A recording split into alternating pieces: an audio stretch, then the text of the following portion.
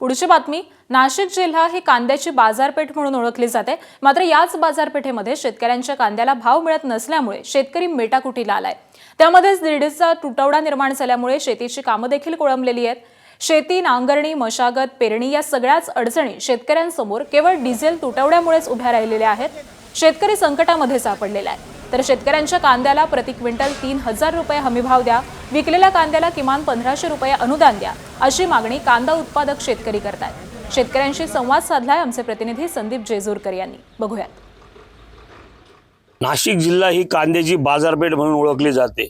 मात्र शेतकऱ्याच्या कांदा मालाला अगदी कवडीमोल भाव सध्या मिळत आहेत। अवघा 700 ते 800 रुपये प्रति क्विंटल भाव शेतकऱ्यांना मिळत आहेत। त्यातही डिझेलची टंचाई झाल्याने शेतकरी मोठ्या अडचणीत सापडलेले आहेत। आपल्या सोबत बोलण्यासाठी काही शेतकरी आहे, आपण त्यांच्याकडे जाणून घेऊया। डिझेल टंचाई आणि कांद्याचे बाजार भाव नसल्यामुळं कांदा हा परवडत नाही।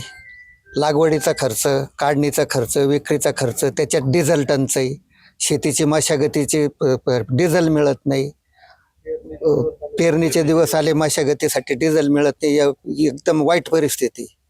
आपण रात्री झोपवतो आणि सकाळी उठत होतो, डिझेलचे बाजार वाढलेले आपण न्यूज बघतो।